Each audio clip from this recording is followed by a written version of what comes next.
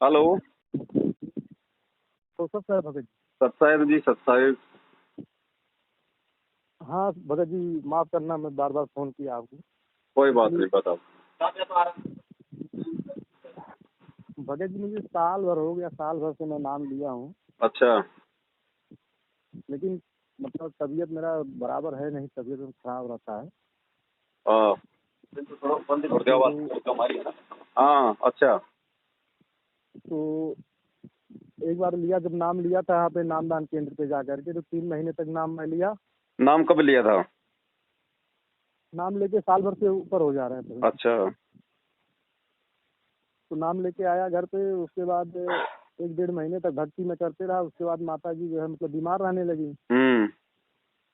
तो घर वाले सब बोलने लगे नाम ले लिए जो है, और तब से आए तब से माता जी बीमार रहती हैं। मैं बोला ठीक हो जाएंगी माता जी। अच्छा। लेकिन भक्ति में करते रहा, 3 महीने तक किया, और उसमें माता जी एक्सपायर हो गई। तो फिर नाम मेरा खंडित हो गया उसी में। तो 2-3 महीने मतलब मैंने नाम भक्ति करना छोड़ दिया था जी। तो फिर 3-4 महीने बाद फिर मैंने मंत्र जाप करना चालू कर दिया था, लेकिन भक्ति खाली मतलब आरती करना छोड़ दिया था, दीप जलाना। तो भक्ति करते रहता था, चाहे खाली मंत्र। चलो भगत जी, अभी थोड़ा मतलब शॉर्ट में बताओ। ऐसा है कि मेरा हाथ टूट गया था, तो 3 साल हो गया, इसमें 4 ऑपरेशन हो चुका है। अच्छा। इन्फेक्शन है, वो इन्फेक्शन जा नहीं रहा है। अच्छा। तो और उसकी वजह से पूरा बदन में पूरा जलन रहता है, और जो है पूरा बदन दर्द करता है। घर में कौन कौन है उपदेशी? खाली मैं हूँ घर में उपदेशी। 1 साल नाम लिया होगा। वो लोग बोल रहे हैं कि जब तुम्हारा फायदा हो जाए उसके बाद हम लोग भी ले लेंगे, इसके लिए। अच्छा। तो ही नहीं लिया। हाँ, तो नाम कैसे लिया था? ऑनलाइन लिया था या फिर नामदान केंद्र पे जाके? नामदान केंद्र पे जाकर के लिया था जो है वहाँ पे। अच्छा। गुरु जी को भोग लगाया कभी घर पे? हाँ, गुरु जी को एक दिन भोग लगाया, उसके बाद तब से भी नहीं लगा पाया हूँ गुरु जी को भोग। अच्छा। हाँ, और मतलब बहुत तकलीफ रहता है, इसकी वजह से नाम ऐसा लग रहा है मुझे छोड़ देना पड़ेगा भक्ति। बिल्कुल एकदम आज तो एकदम परेशान हो गया मैं। भगत जी, इसीलिए परमात्मा कहते हैं कि नाम दीक्षा लेने से पहले ज्ञान को अच्छे से समझ लो। ज्ञान भक्ति मार्ग की रीढ़ की हड्डी होती है। हाँ, आपका मैं वीडियो बराबर देखता हूँ भगत जी, इसके लिए मुझे आपसे प्रेरणा आता है। मैं बोलता हूँ चलो अभी नहीं, आगे ठीक हो जाएगा, आगे आगे ऐसा कर करके मैं भक्ति करते ऐसे ठीक नहीं होगा। देखो भगत जी, हमारी वीडियो में कोई जादू मंत्र तो है नहीं। हमारी वीडियो केवल आपको जानकारी देंगे। जानकारी से आपको विश्वास होगा, विश्वास से आपको भक्ति मार्ग पे दृढ़ता मिलेगी और आप मर्यादाओं में रह पाओगे। अगर नियम नहीं निभाओगे भक्ति मार्ग में, कोई सफलता नहीं मिलेगी भगत जी। डॉक्टर भी ऑपरेशन करता है, गोली दवाई देता है, लेकिन वो भी कुछ आपको परहेज बताएगा। अगर परहेज नहीं निभाओगे तो डॉक्टर चाहे कितना ही अच्छा हो, उसका ऑपरेशन सफल नहीं होता। तो यही भगत जी भक्ति मार्ग है। भक्ति तो सभी कर रहे हैं, लेकिन भक्ति के कुछ नियम हैं जो लोगों को मालूम ही नहीं है। अब अंडे भी खा रहे हैं, मांस भी खा रहे हैं, उल्टे सीधे काम भी कर रहे हैं, चोरी जारी झूठ छल कपट मार धाड़ धक्का मुक्की भी कर रहे हैं, मतलब अपनी भक्ति भी कर रहे हैं। तो उससे भक्ति सफल नहीं होगी। हर देवी देवता की एक मर्यादा है। जैसे कोई दुल्हन होती है, वो ससुराल में जाती है तो माँ बाप वाली स्वतंत्रता थोड़ी होती है। वहां जाने के बाद उसके कुछ नए नियम बन जाते हैं। बहुत सारे लोगों से उसको शर्म रखनी पड़ती है, उसको पर्दा रखना पड़ता है, लोगों को इज्जत देनी पड़ती है, सम्मान करना पड़ता है, अपनी जिम्मेदारियां निभानी पड़ती है। तब जाके ससुराल में वो टिक पाती है, वो सफल होती है। ऐसे ही भक्ति है। भक्ति चाहे देव की हो, चाहे महादेव की हो, चाहे पूर्ण परमात्मा की हो, हर भक्ति के नियम है भगत जी। जैसे हर खेल के नियम है, चाहे कबड्डी हो चाहे वॉलीबॉल हो, और नियम भगत जी चाहे आप डिस्ट्रिक्ट लेवल पे खेलो चाहे आप इंटरनेशनल लेवल पे खेलो, नियम सबके एक जैसे होते हैं। तो भक्ति चाहे आप किसी भी की भी करो, मर्यादा कंपलसरी है। मर्यादा के बिना चाहे भगवान की गोद में जाके बैठ जाओ, कुछ फायदा नहीं होने वाला भगत जी, कोई नहीं बचाएगा। वो अपने जान में जहाँ तक हो रहा है मर्यादा में कहीं टूटने नहीं दे रहा हूँ। नहीं, अगर मर्यादा नहीं टूटने दे रहे हैं तो ये धरती पे माई का लाल कोई है ही नहीं जो भाई जो आपके हाथ में मल गए वो प्रॉब्लम कर दे। ये तो हो ही नहीं सकता। फिर तो भगवान का वचन फेल हो गया। वही भगत जी में बहुत कमी भगत जी आपके अंदर है। आपकी मर्यादाओं में कमी है, वो चेक करो कहाँ कमी है। आप साथ संगति की वीडियो आप जी कब से देख रहे हैं?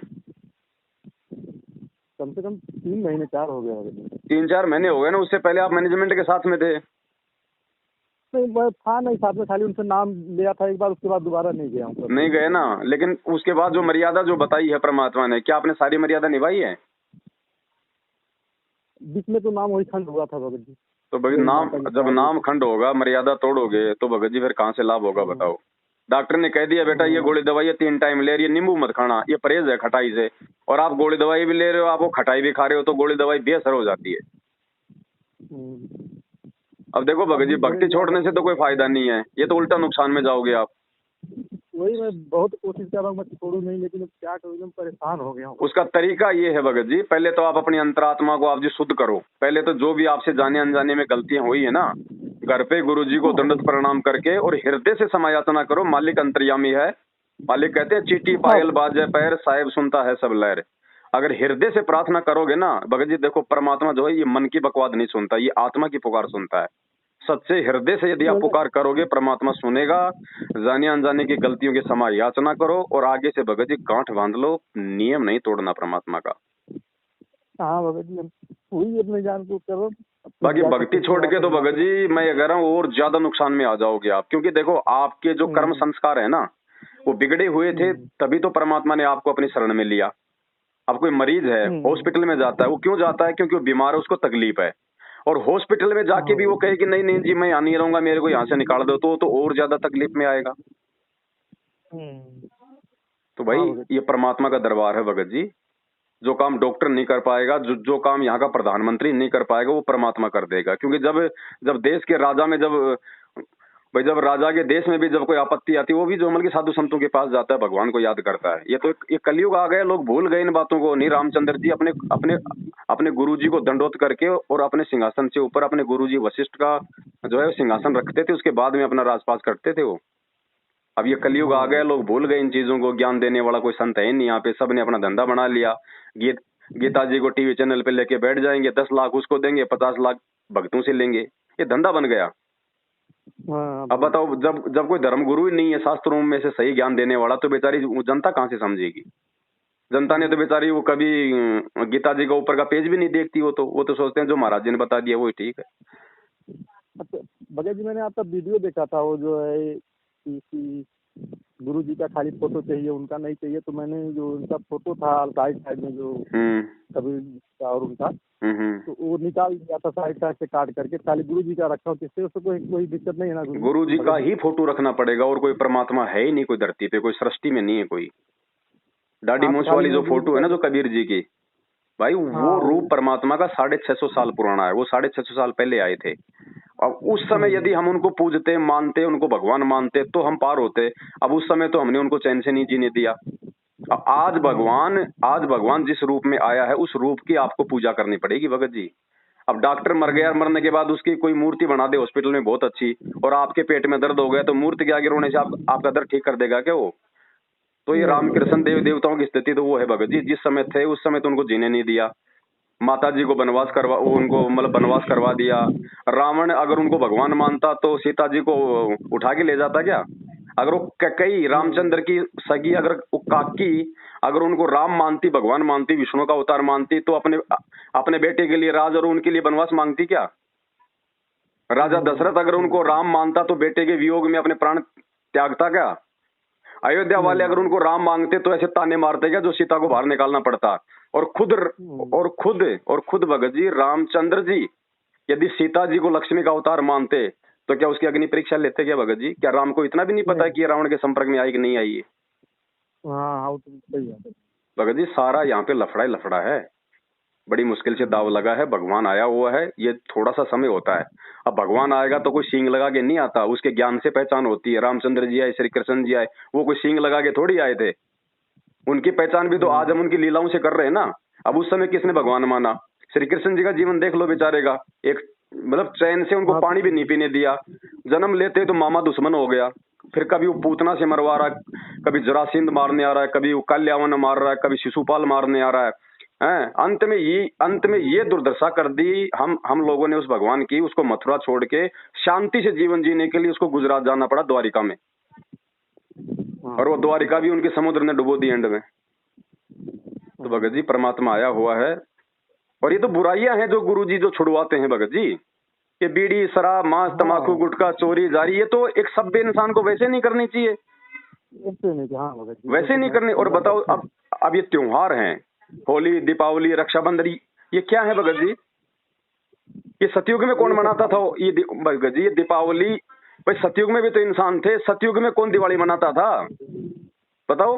हाँ सतयुग में कौन मनाता था दिवाली? दिवाली तो रामचंद्र जी के बाद मनने लगी है ना, लंका से आने के बाद में। और दिवाली भगत जी उन्होंने क्यों मनाई? अब भगत जी ये परंपराएं चल गई, अब ये फालतू के, लोगों को इतिहास का है नहीं मालूम, अपना समय और अपना पैसा दुनिया बर्बाद कर रही है। जब रामचंद्र जी माता सीता को रावण से युद्ध करके वापस ला रहे थे, तो उस समय भगत जी अमावस्या थी, काली रात थी। तो लोगों ने सोचा कि भाई 14 साल के बाद में माता सीता और मतलब रामचंद्र जी आ रहे हैं, तो उनका भव्य जो मतलब स्वागत उनका किया जाए। तो पूरी जो अयोध्या को घी के और तेल के दीपक से सजाया गया था, ताकि उनको ये ना लगे इस काली रात को हम लोग उजाले में तब्दील कर दें। अब आगे चल के परंपरा बन गई। अब ना तो आज राम रहा धरती पे, ना वो सीता रही, ना वो रावण रहा। ये परंपरा हमारे सिर पे डाल गए। 1000-2000 का खर्चा करवा देते। और आजकल है क्या भगत जी, होली दिवाली भी आजकल केवल भगत जी शराब की रह गई। ढक्कन खुलते हैं, आपस में लड़ाई झगड़े होते हैं, कितना पोल्यूशन फैलता है, कितने लोगों के हाथ जल जाते हैं, कितने लोगों के मकान जल जाते हैं, वायुमंडल में भगत जी जो है कितना पोल्यूशन हो जाता है। तो भगत जी हमें ज्ञान है इन चीजों का, गुरुजी ने हमें ज्ञान दिया ना, तो हमने इन चीजों को भगत जी अभी त्यागना पड़ेगा, तभी हम भगत बनेंगे। बकवादों में भगत जी भक्ति नहीं होगी। तो ऐसे भगत जी कुछ नियम है परमात्मा के, जो ये मैनेजमेंट जो है भक्तों को नियमों में नहीं रहने देता, क्योंकि खुद ही नियमों में नहीं है, ये खुद ही गुरुजी को भगवान नहीं मानते। और जब तक आप गुरुजी को भगवान नहीं मानोगे, तब तक भगत जी कोई भी आपका जो कष्ट है वो ठीक नहीं होगा। गुरुजी क्या कहते हैं, जिन भक्तों का ये भोग लग जावे, उनके तीनों ताप नसावे। जिस घर में सतगुरु रामपाल जी भगवान को भोग लगना शुरू हो जाएगा भगत जी, उस भगत के सारे संकट कटने शुरू हो जाएंगे। अब आज से पहले तो हमें ये नहीं पता था कि भाई कौन है भगवान। 33 करोड़ देवी देवता है भगत जी। अब बताओ, अगर भगत जी अगर आत्मा एक है तो उसका पति भी एक ही होगा ना, परमात्मा भी एक ही होगा। अगर आत्मा अगर एक है तो, और ये आत्मा अगर 33 करोड़ अगर ये कसम कर लेगी, अरे घर में भगत जी मान लीजिए भाई कोई बहू है, और वो अगर अपने 2 यार बना ले, तो क्या उसकी इज्जत रहेगी क्या उस घर में? क्या वो पति उसको प्यार देगा जब उसको मालूम पड़ जाएगा? तो आत्मा का भी एक ही पति है। अब इसने बिना ज्ञान के इसने 33 कसम कर लिए। सोमवार को शंकर पूज लिया, मंगलवार को हनुमान पूज लिया, बुधवार को इसने गणेश पूज लिया। ये पतिव्रता आत्मा कहाँ रह गई? और ये हमारे धर्मगुरु नकली, जिनको 2 धेले का ज्ञान नहीं, हमारे को वो देवी देवता पूजवा दिए जिनको रावण ने जिनको अपनी जेल में डाल रखा था। तो भगत जी परमात्मा आया हुआ है बड़े भाई, थोड़ा विचार करो, समझो, ये मौका बार बार नहीं मिलेगा। एक बार समय हाथ से निकल गया ना, परमात्मा कहते हैं मानव जन्म दुर्लभ है, ये मिले ना बारंबार। जैसे पेड़ से पत्ता टूट गया वापस नहीं लगता डार। 84 लाख योनियां भोगने के बाद में ये मानव शरीर मिलता भगत जी। और इस मानव शरीर की महत्वता केवल परमात्मा की भक्ति करके यहाँ से पीछा छुड़वाना है। ये समाज, ये रिश्तेदार, ये भाई बंधु, ये बेटा बेटी, ये 4 दिन के हैं, कल को मर जाओगे। भक्ति नहीं की 84 लाख योनियों में जाओगे, फिर वो समाज कोई काम नहीं आएगा, कोई काम नहीं आएगा। वो समाज फूक फाक के 10-12 दिन रो पीट के लुगाई तो अपना दूसरा कसम कर लेगी, बेटा बेटी अपने काम धंधे में लग जाएंगे, 2 महीने बाद में त्योहार आया फिर अपने पटाखे फोड़ने लग जाएंगे। बस इतना ही प्यार है क्या? तो काहीं का दुनिया ये, काहीं का झंझट है ये? भक्ति करके जीवन सफल बनाओ ना, सदा सदा के लिए जन्म मृत्यु का झंझट ही समाप्त हो जाए, उस भगवान के लोक में चले, जहाँ ना कोई काम धाम, ना कोई मरना, ना कोई रोग, ना कोई शोक, सारे सुख। अब एक गरीब के लड़के को तो कितनी मेहनत करनी पड़ती है, और एक मंत्री का बेटा मतलब कि पैदा होते मतलब कि बैठा बैठा खाता है। तो ऐसा है भगत जी ये लोग, और वो उस परमात्मा का लोग। तो भगत जी भक्ति मत छोड़ो, भक्ति छोड़ोगे सिवाय बर्बादी के दुनिया में कुछ नहीं मिलेगा, क्योंकि ये कलयुग है। और इस कलयुग में भगत जी आत्मा के ऊपर केवल उसके पाप कर्म शेष हैं, क्योंकि जो पुण्य कर्म थे वो तो हमने खा लिया आज से पहले, अब बच गए हमारे ये पाप कर्म। अब इस कलयुग में ये पाप कर्म हमारे को दुखी करेंगे, चाहे वो बीमारी के रूप में आओ, चाहे वो किसी एक्सीडेंट के रूप में आओ, चाहे किसी और चीज के रूप में आओ।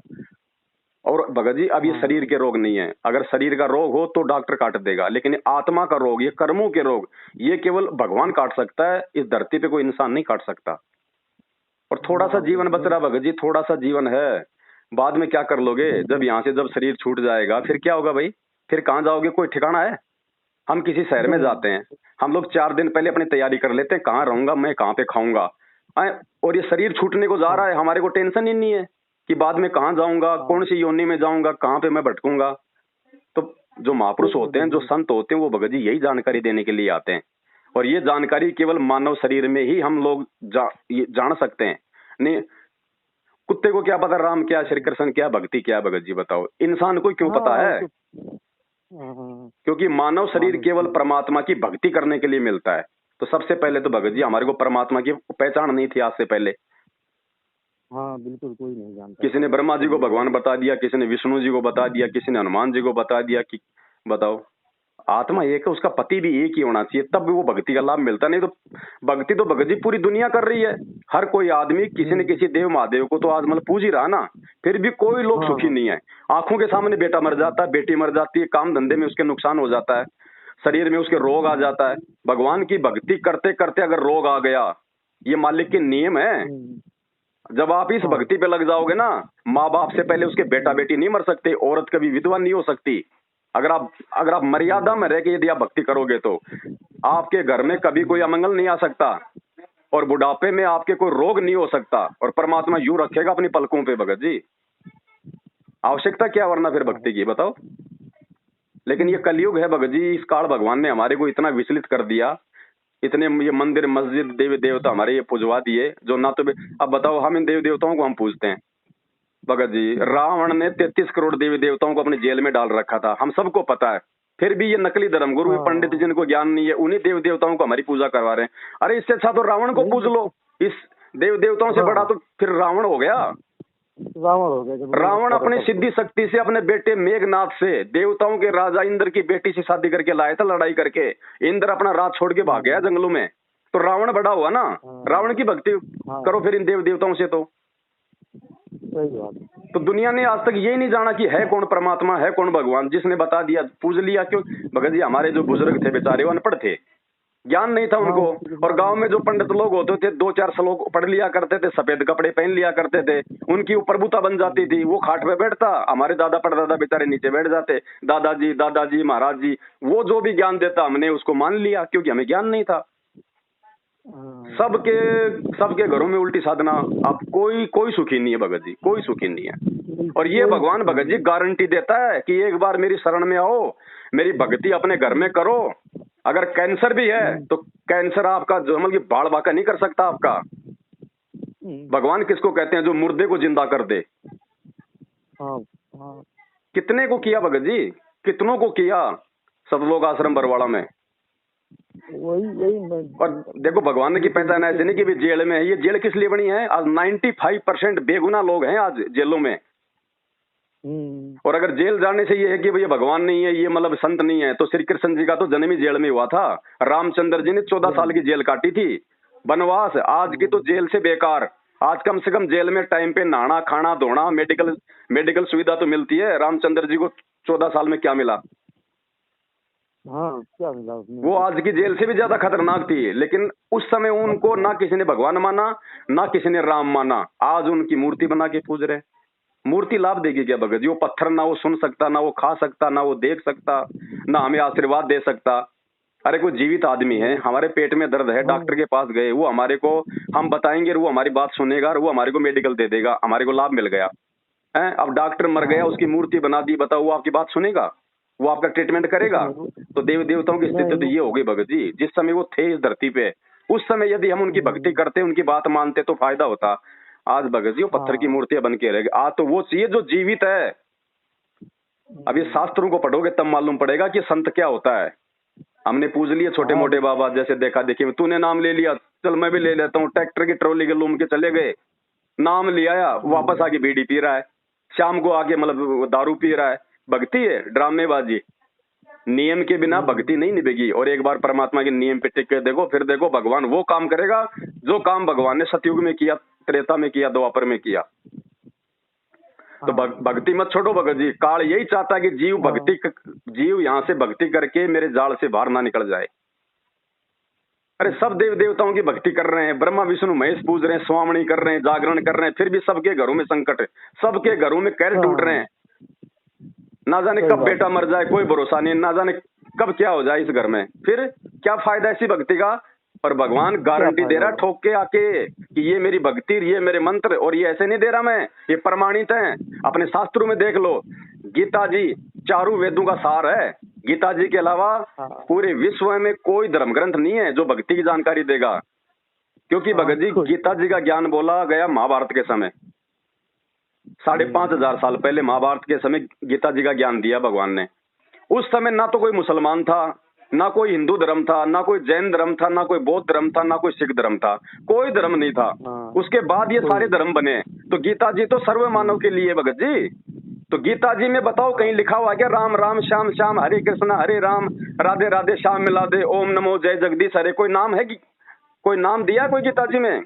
8वें अध्याय के 13वें श्लोक में कहा है भगवान ने, ओम इति एक अक्षरम ब्रह्म व्यवहारण माम अनुशमरणम ये प्रयाति तजम देहम सयाति प्रमाम गतम, कि मेरा तो अर्जुन एक ओम नाम है, और इस ओम नाम को जो सच्चे सतगुरु से लेके जाप करेगा उसका जन्म मरण समाप्त हो सकता है। उसको आजीवन यहाँ पे परमात्मा सहारा देगा, वो बीमारियों से दूर रहेगा, वो रोगों से दूर रहेगा, संकटों से दूर रहेगा।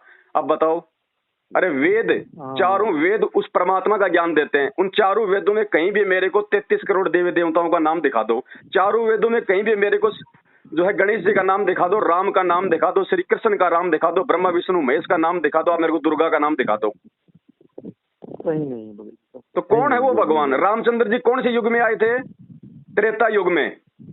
अरे रामचंद्र से पहले तो सतयुग था, सतयुग में भी तो इंसान थे, वो कौन से राम की भक्ति करते थे? भगत जी वो असली राम कौन है? राम राम सब जगत बखान है, आदि राम कोई बिरला जाने। राम राम तो सब जानते हैं कि रामचंद्र का बेटा राम, वो दशरथ का बेटा राम। दशरथ से पहले कौन था? राम। अगर राम की भक्ति करने से अगर मोक्ष हो जाए तो फिर राम का दादा तो फिर तो नरक में गया, क्योंकि राम के दादा से पहले तो राम का जन्म हुआ ही नहीं था, तो वो तो जानता नहीं था राम कौन है। तो ये असली राम नहीं है, उसका तो खाली शरीर का नाम राम था। जैसे आजकल कोई भी बाप अपने बेटे का नाम रख देता है रामचंद्र, तो क्या वो राम हो गया? श्री कृष्ण जी तो द्वापर युग में आए भगत जी 5,500 साल पहले। इससे पहले तो लाखों साल का चारों युग बीत गए। उस समय तो कोई जानता ही नहीं था, त्रेता में तो कोई जानता ही नहीं था कि श्री कृष्ण कौन है, सतयुग में तो जानता नहीं था राम और कृष्ण कौन है। तो ये भगवान कहां से हो गए भगत जी? जानकारी तो नहीं दी गई ना समाज को। तो विचार करो भगत जी, विचार करो इन बातों पे। परमात्मा आया हुआ है थोड़े समय के लिए, मौका चूक जाओगे बाद में। अगला जन्म 84 लाख योनियों में है। ये क्यों बने देख लो, ये गधे कुत्ते क्यों फिर रहे हैं? क्या है ये? क्या क्या क्या क्या भगत जी? उन जानवरों को गर्मी के टाइम में गर्मी नहीं लगती, सर्दी के टाइम उनको सर्दी नहीं लगती। जब हम उनको मारते हैं तो क्या उनके खून नहीं आता, उनको दर्द नहीं होता? क्या उनके अंदर मोह ममता नहीं है? उनके अंदर सब कुछ है ना। फिर वो गर्मी में वो गर्मी सहन क्यों कर रहा? हम क्यों भगत जी एसी लगा के सो जाते हैं? अगर किसी जानवर के पेट में दर्द हो जाए तो वो अपना दर्द नहीं बता सकता। उसके मुंह में जुबान भी है, लेकिन वो बोल नहीं सकता कि मेरे पेट में दर्द है। उसके पैर में कोई अगर वो कील चुभ जाए, वो पैर उठा के नहीं दिखा सकता। क्यों नहीं दिखा सकता? क्योंकि जब कभी उसका मानव शरीर था और हमारी तरह उसने भक्ति नहीं करी। आज उसके मुंह में जीभ भी है, सब कुछ है, लेकिन फिर भी उसको कष्ट भोगना पड़ रहा है। इसलिए परमात्मा भगत जी हमें चेताते हैं, हमारे को बोलते हैं वो परमात्मा कि भाई जीव्या तो वाई भली जो रटे हरि को नाम, नहीं तो काट कर फेंक दो ये मुख में भलो न चाम। इस जीव का यदि कोई महत्व है तो केवल उस परमात्मा के नाम का जाप करना, अच्छी अच्छी बातें करना, शुभ कर्म करना। वरना परमात्मा कहते हैं इसको काट के फेंक दो, वरना ये तुम्हारे ये कर्म बिगड़वाएगी। क्योंकि हम क्या करेंगे बिना ज्ञान के? एक दूसरे के पास बैठेंगे, उसकी निंदा करेंगे, और वो ऐसा उसका सत्यानाश होगा, अरे वो जीतेगा वो हारेगा, सारा दिन उल्टी बकवाद करके शाम को अपने घर पे हमने क्या कमाया? परमात्मा कहते हैं कबीरा सब जग निर्धना धनवंता ना कोई, धनवंता सोई जानिए जिसके पास राम नाम धन होए। भक्ति के बिना कुछ नहीं है भगत जी। तो बड़े भाई विचार करो, भक्ति मत छोड़ो, अपनी मर्यादाओं को ठीक करो और साध संगति से जुड़ो। भगत जी मेरा हाँ वीडियो, हाँ मैं बराबर आपका वीडियो देखता हूँ, जुड़ा हूँ जी। तो फोटो वही रहने देते जो है। फोटो केवल अपने गुरु जी के लगाओ, बाकी सब फोटो हटा दो भगत जी। हमने सबकी फोटो लगा के देख ली, हमारे बाप दादाओं ने लगा के देख ली है। 40 लाख 20 हजार साल से हम ये फोटो लगाते आ रहे हैं अपने घर में। फोटो से कोई लाभ नहीं है, परमात्मा धरती पे आया है उससे लाभ होगा भगत जी। पुराना वाला फोटो है तो उसमें साइड कोई बात नहीं, गुरु जी का चाहे नया फोटो हो चाहे पुराना हो, परमात्मा ही होता है भगत जी। अरे हम भगत जी हम बचपन से हम पढ़ते आ रहे हैं, गुरु गोविंद दोनों खड़े, किसके लागू पाए, बलिहारी गुरु आपना जिन गोविंद दिया बताए। भगवान से ज्यादा अपने गुरु को महत्व दिया गया है, गुरु को महत्व दिया गया। और कहते हैं 7 दीप 9 खंड में गुरु से बड़ा ना कोई, करता करे ना कर सके, जो गुरु करे सो होई। भगत जी चुटकियों में धर्मराज के कागज फाड़ देता है परमात्मा, चुटकियों में वो है ये जो आया इस धरती पे। इसकी पहचान इसके ज्ञान से करनी पड़ेगी, और ये कोई पूंछ लगा के नहीं आएगा, सींग लगा के नहीं आएगा भगत जी, क्योंकि ज्ञान से ही हम सतलोक में हम टिक पाएंगे, हम यहाँ से अपना पीछा छुड़वा पाएंगे। वरना भगत जी जो काम जानवर करते हैं वो तो इंसान भी कर रहा है, फिर सारे काम इंसान जो काम करता है वो तो जानवर भी कर रहे हैं। बच्चे पैदा करना, उनका पालन पोषण करना, फिर मर जाना, ये काम तो जानवर भी करता है, और हमसे ज्यादा अच्छे तरीके से करता है। हमारे बेटे को अगर शेर उठा ले जाए, हम उसके पीछे नहीं दौड़ते, उसका सामना नहीं करते, हमें डर है खा जाएगा। आप शेर के बेटे को हाथ लगा के दिखा दो एक बार, आप एक कुत्ते के बेटे को हाथ लगा के दिखाओ जो बाहर रहती है, आपको अगर वो खाने को नहीं दौड़ेगी तो हमसे ज्यादा मोह ममता तो जानवरों में है, हमें तो, हमारे अंदर तो वो भी नहीं है।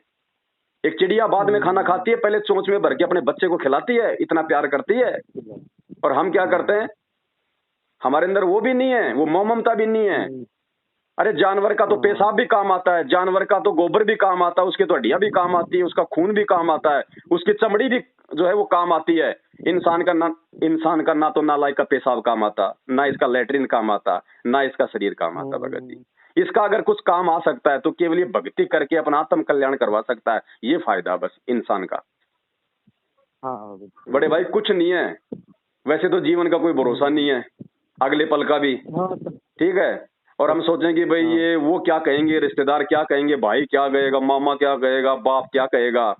अरे कल को बाप ही नहीं रहेगा फिर, और कल को तेरे को हो गया कैंसर, मान लीजिए भगत जी, हमने तो अपने बच्चों को नहला के धुला के उनका टिप्पण तैयार करके स्कूल की बस में बैठा दिया कि जा बेटा स्कूल, और रास्ते में बस हो गई एक्सीडेंट, वहां पे आप अपने बच्चे को बचा सकते हो क्या? वहां पे वो बचाता जिसकी आप जी भक्ति करते, परमात्मा अपने बच्चे का हाथ खींच के बाहर निकाल लेगा, वहां पे चोट नहीं आने देगा, उसको कहते हैं परमात्मा। आज कोई आज कोई दुर्घटना हो जाती है, 100 लोग मर जाते हैं, 2 लोग बच गए, वो 2 क्यों बचे? भले वो आज भक्ति नहीं कर रहे, लेकिन उनके पिछले जन्म की भक्ति संग्रहित है, उस भक्ति की कमाई से उसकी रक्षा हुई है। जैसे भगत जी इन्वर्टर में जब तक मतलब पावर है तब तक चाहे वो लाइट भी चली जाओ कोई दिक्कत नहीं, जब तक उसमें बैटरी में पावर है तब तक पंखा भी चलेगा, आपके सारे काम होंगे, और जब उसकी बैटरी खत्म हो जाएगी तो कुछ काम नहीं करेगा। तो जिन इंसानों को थोड़े बहुत लाभ या फायदे इन देवी देवताओं को भी पूजते पूजते हो रहे ना, तो ये उनकी गलत फहमी है कि ये देवी देवताओं से लाभ मिल रहा है। नहीं, तेरी पिछले जन्म की जब तूने कभी उस परमात्मा की शरण में रह के भक्ति की थी, उससे तेरी बैटरी चार्ज है इन्वर्टर की तरह बेटा, बाकी तो लाइट तो गई हुई है, और वो कितने दिन चलेगी अगर आगे अगर आपने चार्जर नहीं लगाया तो वो कितने दिन चलेगी बैटरी। अब देख लो, एक कलयुग आ गया, सबकी बैटरी डिस्चार्ज हो गई, तीनों युगों में सबने अपनी कमाई खा ली। ये नौकरी धंधे पैसे ऐसे थोड़ी मिलते हैं भगत जी, भक्ति कमाई जा रही है, भक्ति नष्ट होती है। अब कोई आदमी मान लो किसी को झाड़ा मार देता है और उसका पेट का दर्द ठीक हो जाता है, ऐसे थोड़ी ठीक हो गया, उसकी अपनी भक्ति कमाई जा रही है, और वो एक दिन वो खोखा हो जाएगा। अब लोग आशीर्वाद देते हैं किसी को, क्यों देते हैं आशीर्वाद? अगर कोई मतलब नहीं है तो फिर क्यों आशीर्वाद देंगे लोग? आशीर्वाद देने का मतलब क्या होता है? वो अपनी भक्ति कमाई सामने वाले को दे रहा है। जैसे मेरे पास 100 रुपए हैं और मैं किसी को मतलब 50 रुपए दे दूं तो मेरे पास तो 50 ही बच गए ना। तो ऐसे ही लोग जो आशीर्वाद देते हैं ना, ये तेरा बेटा हो, तेरा पोता हो, ये वो, ये बिना ज्ञान के अपनी भक्ति कमाई को नष्ट कर रहे हैं, वो खाली हो जाएगी बुढ़ापे में। फिर कभी उसका घुटना दुखेगा, कभी उसका कान दुखेगा, कभी झाड़ पड़वानी, कभी कैंसर हो गया। क्यों? क्योंकि उसने अपनी भक्ति कमाई लोगों में बांट दी। अब मेरे पास 20 लाख रुपए, मैं लोगों को बांट दूं, किसी को 10, किसी को 50 और किसी को 15, मेरे पास क्या बचेगा? मेरा काम कैसे चलेगा फिर? तो भगत जी इसलिए गुरु जी आशीर्वाद देना और लेना ये मना करवाते हैं कि बेटा भक्ति मार्ग में हमारे को भक्ति कमाई जोड़नी है, हमारे को बर्बाद नहीं करनी। अब मेरी गाड़ी के टायर में हवा कम है तो उसका एक ही तरीका है कि मैं जहाँ पे हवा भरी जाती है वहां भराऊंगा तो मामला ठीक रहेगा। और कोई दूसरा आदमी अपनी गाड़ी की आधी हवा निकाल के मेरी गाड़ी में डाल दे तो ना तो मेरी ढंग से चलेगी ना उसकी ढंग से चलेगी। तो उनको चाहिए कि जहाँ पे फुल हवा मिलती है वहां जाओ। तो गुरु जी आए हुए हैं परमात्मा फुल भक्ति देने के लिए। तो भगत जी ये परमात्मा है, मौका मत चूक जाना। ये सतलोक आश्रम मैनेजमेंट हरियाणा, ये गुरु जी का परिवार, ये काल भगवान के दूत हैं, धरती पे भक्तों की भक्ति बिगड़वाने के लिए आए हुए हैं। साध संगति से जुड़ो, अपने सत्सेवक भाई बहनों की संगति करो, सत्य ज्ञान से परिचित हो जाओ और भगवान की पहचान। भगत जी दुख है क्या, ये दुख आपके ऊपर आज से पहले नहीं थे क्या? अब ये ना सोचो कि मेरे ऊपर ये मतलब ये दुख आ रहे हैं, ये दुख भी आपकी नासमझी से आ रहे हैं, आपकी अपनी गलती से आ रहे हैं। अरे भगत जी, अगर किसी की टांग कट जाए वो डॉक्टर के पास जाता है, वो क्यों जाता है डॉक्टर के पास में? कि मेरे टांग का दर्द ठीक हो जाए। अब डॉक्टर जाते क्या करेगा, उसको सुन का इंजेक्शन लगाएगा। अब इंजेक्शन लगाएगा फिर भी उसको दर्द होगा और वो कहेगी तू काहे का डॉक्टर, मेरे तो पहले से दर्द, तूने और दर्द कर दिया। अरे वो दर्द तेरे उस दर्द को ठीक करने के लिए दिया जा रहा है वो इंजेक्शन। तो थोड़ा सा हमने भी भगत जी सहनशीलता रखनी पड़ेगी। परमात्मा के शरण में आने के बाद यहाँ का जो भगवान है, शैतान, ये काल, ये नहीं चाहेगा कि ये आत्मा मेरे जाल से बाहर निकल जाए, इसलिए उस आत्मा को वो संकट देने शुरू कर देगा, थोड़े बहुत उसको तकलीफें देने शुरू कर देगा। लेकिन भगत को विश्वास होना चाहिए भगवान भी तेरे साथ उतनी ही तत्परता के साथ खड़ा है। जय तू चाल एक कदम मैं चालू कदम 60, जय तू हो जा काठ का मैं हो जाऊं लोहे की लाठ। भगवान पीठ पीछे खड़ा है भगत जी, और बिना विश्वास की भक्ति नहीं हो सकती। कहे कबीर सुनो भाई साधो, मैं तो हूं विश्वास में। विश्वास है तो ये मंत्र काम करेंगे। और लोगों के कहने से तुम्हारा गुरु जेल में बैठा है, ये है वो है, काहे की भक्ति है, तुम किसी का लेते भी नहीं, तुम किसी का देते भी नहीं। अरे लेन देन से तो ये गधे कुत्ते बन रहे हैं हम। मालिक कहते हैं एक लेवा एक देवा दूतम, कोई किसी का पिता न पुतम, ऋण संबंध जुड़े सब नाता, अंत समय सब 12 बाटा। अरे एक दूसरे के लेन देन से तो हम यहाँ पे फंसे पड़े हैं। आज कोई बहन बेटी घर पे आती है, भगत जी एक बात बताओ, बहन बेटी हमारे घर पे आ गई, हम क्या करेंगे उसको? एक तिल दे देंगे, 2 तिल दे देंगे, 2 ड्रेस दे देंगे। मुझे ये बताओ, अगर उसका पति नहीं कमाएगा, उसका पति कोई धंधा नहीं करेगा, वो बहन बेटी आपकी 2 तिल से अपना पूरा जीवन निकाल देगी क्या? उस बहन बेटी को समझाना चाहिए कि बेटी लेन देन से हम लोग यहाँ पे फंसे पड़े हैं। आज तू ले रही है, मैं तेरे को दे रहा हूँ, कल को चुकाना पड़ेगा। तू कल को फिर मैं भी आऊंगा वापस, और तू भी यही आएगी मरने के बाद वापस। मैं बन जाऊंगा किसान, तू मेरे घर में बनेगी गाय या भैंस या फिर ऊंट सारा दिन, क्योंकि तूने लिया है मेरे से पूरी जिंदगी। अब वो खेत में भगत जी बैल बन के उसको अपना चुकाना पड़ेगा, और गाड़ी में उसको मतलब वो ऊंट बन के खेतों में हल चला के वो लिया हुआ उसको चुकाना पड़ेगा। भैंस बन के इंजेक्शन ठोक ठोक के दूध निकालेगा। अर्जुन जब भगत जी जब वो अभिमन्यु जब मरा था, अर्जुन अपने बेटे के मोह में पागल हो गया, नहीं नहीं मेरे को तो मेरा बेटा दिखाओ दिखाओ। तो श्री कृष्ण जी अपनी शक्ति से, क्योंकि ये भी तो भगत जी 3 लोक के भगवान है, तो श्री कृष्ण जी उसको ऊपर ले गए। वहां जाके वो अपना चौपड़ पासा खेल रहा था अपने साथियों के साथ, वो तो भूल गया था क्योंकि उसका शरीर छूट गया था, वहां उसको नया जीवन मिला था। अब हम जैसे हम पिछले जन्म में हम कहाँ थे? हमें ध्यान है कि भाई आज से पहले जो पिछला जन्म था उसमें हमारी माँ कौन थी, बाप कौन था, मैं कहाँ था, कोई मालूम नहीं है ना। ऐसे ही उसका अभिमन्यु का शरीर छूट गया, वो अपने देवलोक को हो गया प्राप्त। वहां जाके वो चौपड़पा से खेल रहा था। अर्जुन बोले हाय मेरा बेटा, हाय मेरा बेटा। वो बोला अरे कौन है ये पागल आदमी, कौन है नालायक? अरे बोले बेटा मैं तेरा बाप। अरे बोले कौन बाप? बोले ना जाने तू कितनी बार मेरा बाप बन लिया और मैं कितनी बार तेरा बाप बन लिया, अपना काम कर। तो भाई कुछ लेना देना नहीं है यहाँ पे।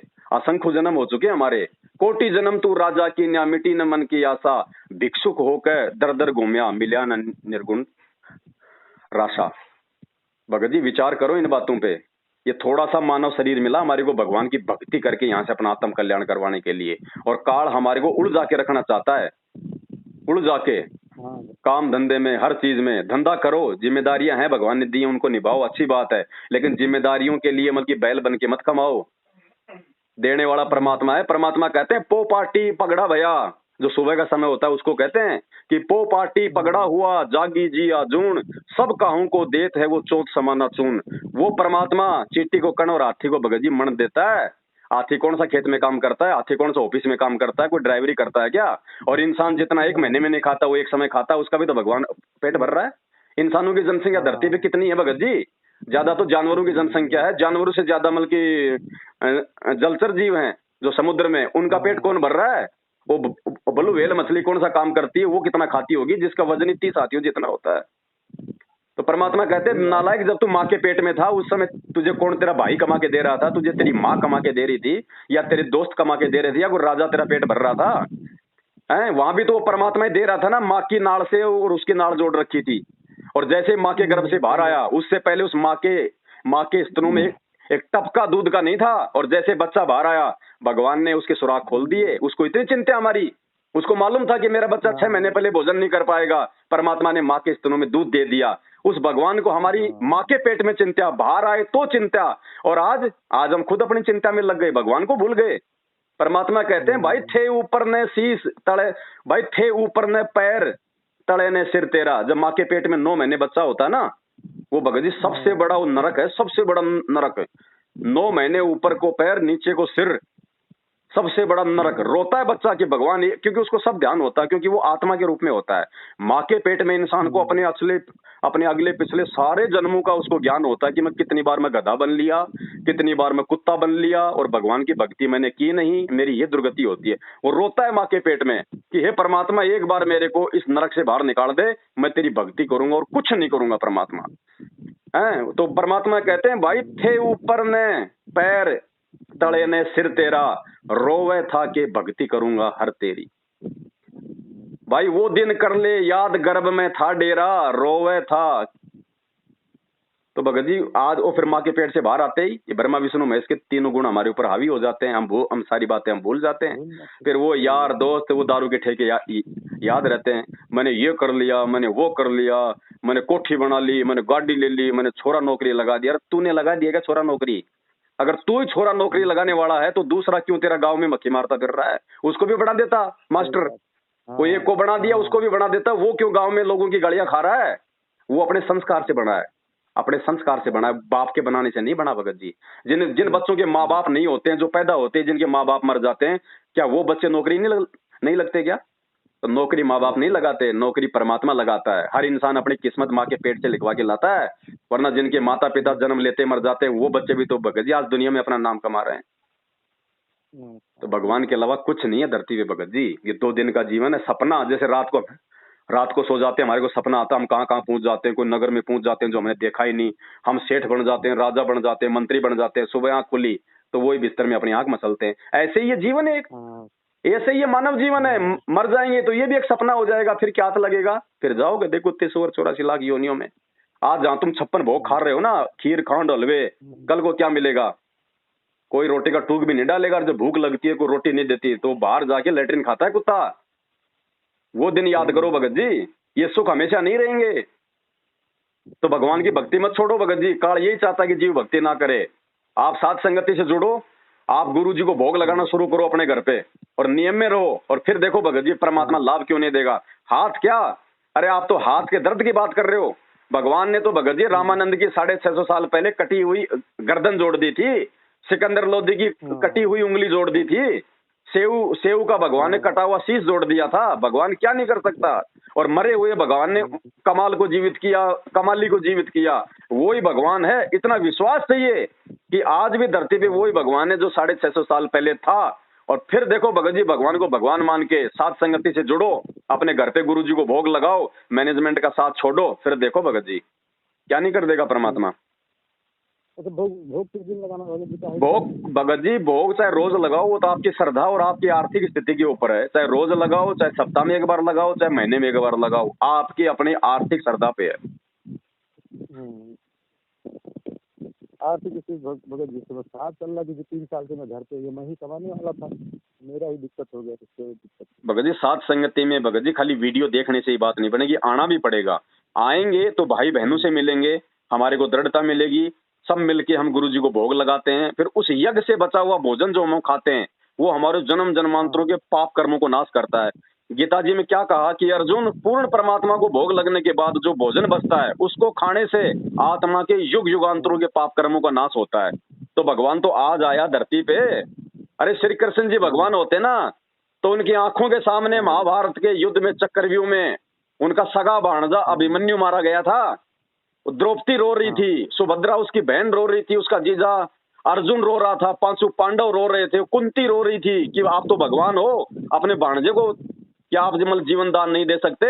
उसने कहा कि मैं परमात्मा नहीं हूँ, मैं किसी की सांसें नहीं बढ़ा सकता, इसकी सांसें इतनी थी, सांसें केवल परमात्मा बढ़ा सकता है। अरे जो श्री कृष्ण अपने सगे भाणजे को अपने परिवार वालों के रोने धोने पे जीवित नहीं कर पाया, आज उस श्री कृष्ण की भक्ति करके आप जी कौन से सुखों की कामना कर रहे हो? हैं? श्री कृष्ण जी के आगे 56 करोड़ यादव मर गए आपस में लड़ लड़ के, उनका खुद का बेटा प्रद्युम्न मर गया, उनका पूरा जो परिवार विनाश को प्राप्त हो गया, उनको नहीं बचा पाए, आपको क्यों बचाएगा? आप क्या लगते हो उसके? आप क्या लगते हो भाई साहब? बचाएगा बचाने वाला परमात्मा। कहते हैं मासा घटे न तिल बधे, विधाता लिखे जो लेख, पर साचा सतगुरु मेट कर ऊपर मार दे मेख। सतगुरु मेट सकता है, क्योंकि सतगुरु सबका भगवान होता है। अब इस काल ने गांव गांव में नकली गुरु बैठा दिए ताकि कोई सही गुरु की पहचान ना कर ले। लेकिन भाई थोड़ा सा धैर्य रखना पड़ेगा, थोड़ी शांति रखनी पड़ेगी, सत्संग सुनने पड़ेंगे, ज्ञान सुनना पड़ेगा। देखो हम अपने बच्चे को स्कूल भेजते हैं, क्यों भेजते हैं? ज्ञान प्राप्ति के लिए। क्यों? क्योंकि ज्ञान से नौकरी मिलती है, बच्चा समाज में सभ्यता से रहता है। तो भगत जी साधु संतों की पहचान उनके ज्ञान से होती है, उनके आडंबर से नहीं होती कि ऊपर बांध लिया बालों का चोटा और लाल कपड़े पहन लिए और 20 रुद्राक्ष की माला पहन ली। ये तो 2-3 हजार रुपए में आ जाएगा सारा सब कुछ गहना, वो तो मैं भी पहन लूंगा, तो क्या मैं बाबा बन गया? कपड़े से पहचान होती है क्या बाबाओं की? बाबाओं की पहचान होती है उनके ज्ञान से, उनकी समर्थता से। कहाँ पे? तो ठीक है भगत जी, दास अभी थोड़ा सा कहीं जा रहा है। हाँ भगत जी। बाकी आप लोगों परमात्मा की भक्ति में छोड़ने का विचार ही मत करना, मन में ध्यान रखना, मौका चूक जाओगे। नहीं भगत। हाँ ठीक है भाई। हाँ सत साई भगत जी, सत साई।